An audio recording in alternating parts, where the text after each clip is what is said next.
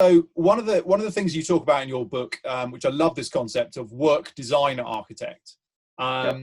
and this is, I think, is something that's extremely strategic, because as I said, getting work delivered to outcomes is an incredibly pragmatic way of doing things. There's less margin for error, I would argue, in that method of getting a piece of work done than employing some people on a time and materials basis, because it's forcing you to have clear objectives, it's forcing you to have clear timelines.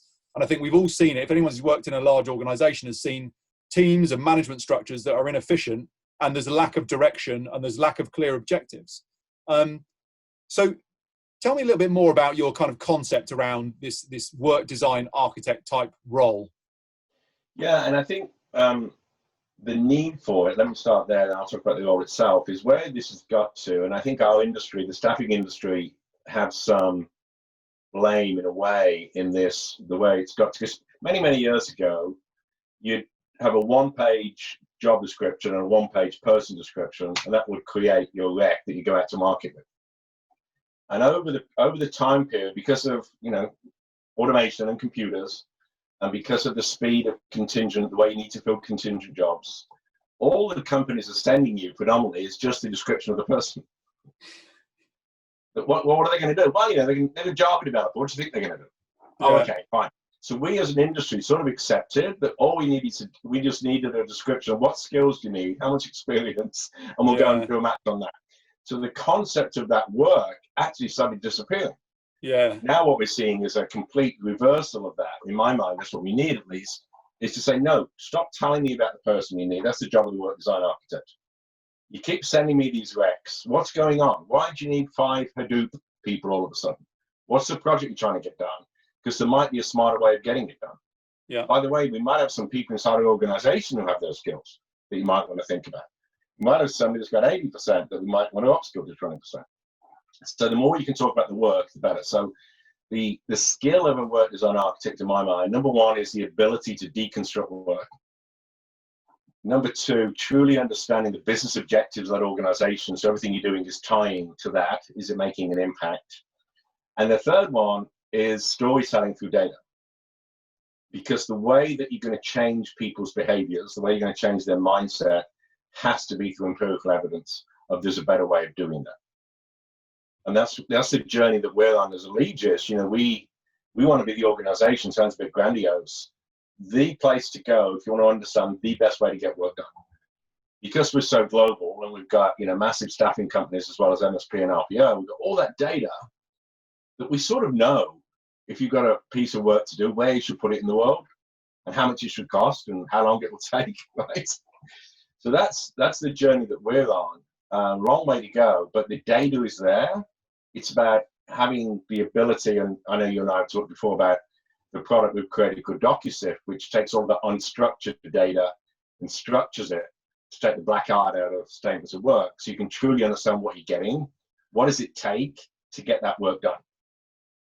So, the point you're making earlier, which I agree with, as an organization, if you're paying somebody an outcome, you sort of don't need to see the sausage machine, you just need to see the sausage. For our industry, to be able to add true value, I think we need to see the machine. What ingredients we've got into that, because now we can start advising organizations. And then the other piece, the last piece now of the work design architect, which is, I guess, sort of been expedited with COVID, is the concept of borderless talent or talent anywhere. Right. So that individual needs to have that understanding of where to put it. Should I be putting this in Buenos Aires, or should I put it in Chile? Should I put it in Singapore or Hong Kong? And why should I put it there? What's the rationale behind that? And that is always a quality, speed, and cost, scenario, right? How quick do you want to get this done? What's the most important thing, and so on. So I think that it's prediction I made in my book a year or so ago, but I think every organization of size will have an army of work design architects in the future. They might not call them that. HR might own it, they call them HR business partners. It might be procurement, call them category managers. It might be, complete workforce business partners. But we're seeing some early days of it. There's a handful of our clients that are working that way now. we're starting to see functions that report directly into the CEO, not HR or procurement. It's a separate thing, and I think we'll see more and more of that as well. Yeah, I mean, it's almost something you can see feeding directly into the CFO. Say, you know, what's our overall, you know, this is our budget for getting stuff done. What do we need to get done? What's the most effective way to do it? I think it's, I think effectively COVID may well have brought your predictions forward by about 5+ years.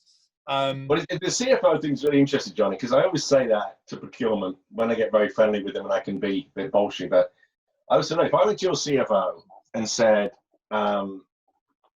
all the real estate around the world, I want to take that and report into the CEO next week on all of our real estate. Is it leased, mortgage? Do we own it? What's the cost per square foot? What's the utilization, et cetera, et cetera. Within a week, they pull that together and give you a report. You'd have, you know, yeah, okay, fine. Let's have that same conversation with the head of procurement, the head of HR, and talk about people. Different how are we story. working on today? Yeah. So then, you know, if you think the concept of talent architecture, paint a picture of the world and show me who these people are, what's the contract we have with them, what's the tenure, what's the true skill set. It'd be impossible to do. You know, we still have organizations that go out on LinkedIn to see who works for them, see what skill sets they've got. Yeah, I mean, you know, you talked about data earlier, and I think I totally agree with you on that. Couldn't agree more. I think if you look at services procurement specifically, I would say the dearth of data is more evident in services procurement than it is in, you know, certainly any other area of the workforce currently. And once that data starts to expand, you know, the value of it is going to be immense.